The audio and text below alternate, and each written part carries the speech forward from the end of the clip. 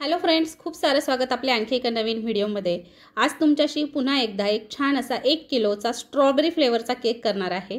आता केकचा बेस तर मी लावून घेतला आहे आणि तुम्ही म्हणत असाल ताई हे काय आहे, तर जे कधी-कधी माझ्याकडे टीनच्या मापाचा बटर पेपर नसतो। मग मी काय करते, अर्धा किलोचे बटर पेपर जे असतात किंवा जो ऑडी इकोबेकचा पेपर येतो, तर तो अर्धा किलोमध्ये किंवा पावमध्ये टाकलेले असतात। तेच पेपर उलटे करून मोठ्या टीनमध्ये टाकते, म्हणजे जुगाड करते थोडक्यात आणि या पद्धतीनं बेस बनवून घेते।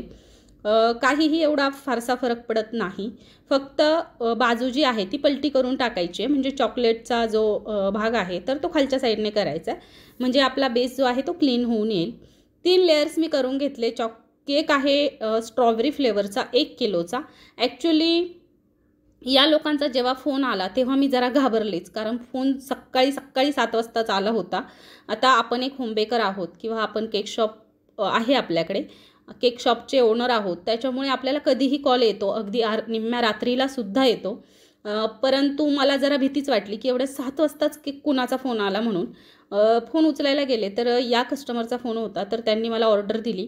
ॲक्च्युली त्यांचंही बरोबरच आहे, कारण जर लवकर ऑर्डर दिली तर लवकर बेस होतात, ते थंड होतात आणि व्यवस्थित केक होतो त्याच्यामुळे, आणि तसं त्यांना माहिती आहे कारण नेहमीचंच प्राईम कस्टमर आहे। तर आता स्ट्रॉबेरी फ्लेवरचा 1 किलोचा केक होता। तुमच्या हिशोबाने बनवा, मला असं माझ्यावर सोडून दिलं। जेव्हा आपल्यावर सोडलं जातं तेव्हा आपण आपल्या हिशोबाने डिझाईन बनवतो, आणि जेव्हा कस्टमर डिझाईन पाठवतात मग तेव्हा आपल्याला काहीही हालचाल करता येत नाही। लमसम त्यांनी जसा पाठवला आहे तसाच करून द्यावा लागतो। तर आता या केकची डिझाईन मलाच करायची होती। त्यांनी ॲक्च्युली मला सांगितलं होतं की हा केक आहे बड्डे गर्लसाठी, पण माझ्या तेव्हा म्हणजे जेव्हा केक बनवायला घेतला तेव्हा इतकं फारसं लक्षात राहिलं नाही। नंतर लक्षात आलंही, पण म्हटलं असो चला, जरी सॉरी केक होता बड्डे बॉयसाठी, पण जरी बॉयसाठी असला तरी असं काही नाही की बॉयसाठी हाच कलर, गर्लसाठी तोच कलर, असं कुणी केलेलं नाही आहे। पण तरीही मी ह्याला गर्लचाच कलर यूज केला, जरी बॉयचा बड्डे होता तरीसुद्धा। तर स्ट्रॉबेरी फ्लेवरची ऑर्डर 1 किलोची आहे। स्ट्रॉबेरी केक बनवण्यासाठी मी 8 इंचाचं टीन यूज केलं आहे। तुम्ही 7 इंचाचं सुद्धा यूज करू शकता। कधी माझ्याकडे कसं होतं, एखादा बेस बनवलेला असतो अगोदर आधीच्या ऑर्डरचा, आणि तोच टीन मी घेतलेला असतो, यूज केलेला असतो, आणि त्याच टीनमध्ये मला पुन्हा हा बेस लावायचा असतो, म्हणून मग मी 8 इंचाचाही यूज करते। जनरली मी तसा 7 इंचाचा 1 किलोसाठी वापरते।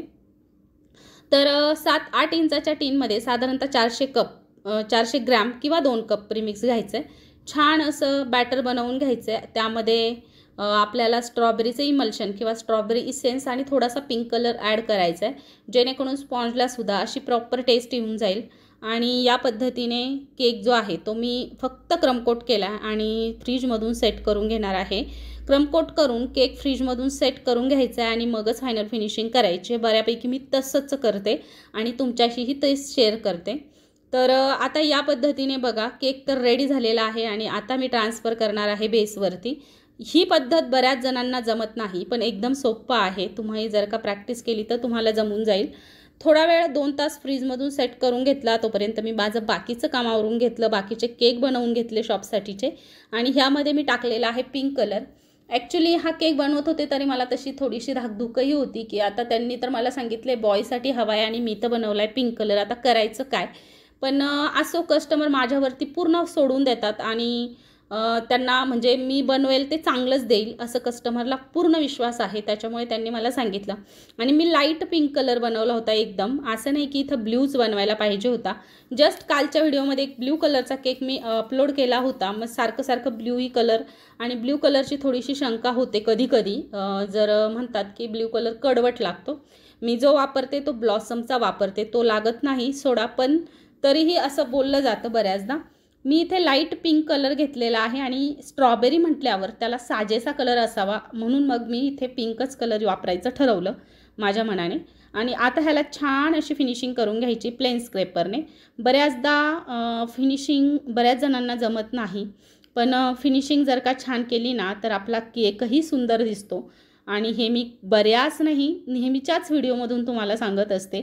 तर बघा, हे प्लेन स्क्रेपर आहे माझ्याकडे, नूरचं आहे प्लेन स्क्रेपर। तुम्ही कुठेही सर्च केलं किंवा केक शॉपमध्ये केक मटेरियलच्या शॉपमध्ये तुम्हाला मिळून जाईल। आणि आता मी जे झिगझॅगचं स्क्रेपर आहे त्याने कोंब करून घेतलेला आहे. याला कोंब स्क्रेपरसुद्धा म्हटलं जातं. आणि वरच्या साईडने सुद्धा आज मी या पद्धतीचा कोंब करून घेतला होता केकला सुद्धा कोंब करावा लागतो बघा. म्हणजे आपण तर करतोच सकाळी रोज उठल्यावर केस विंचरतोच, पण केकला सुद्धा कोंब करावा लागतो. विशेष आहे की नाही.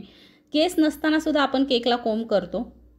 असो, तर आता मी घेतलेलं आहे नूरचं 21 नंबरचं नोझल आणि त्यामध्ये पायपिंग बॅगमध्ये क्रीम फिल केलेली होती, जेवढी उरली पिंक कलरची तेवढी. आणि मग वरच्या साईडने सुद्धा काही रोजेट्स तयार करून घेतले छोटे छोटे त्याच नोझलने, सेम नोझलने. कारण आता परत परत नोझल बदला आणि पुन्हा पुन्हा म्हटलं तीही क्रीम मला युटिलाइज करून टाकायची होती. पण आता इथपर्यंत केकचं काम झालं, आता करायचं काय. मग पुढचं काम मला करायचं होतं आणि केकवरती मी नाव टाकलं होतं शिवांश.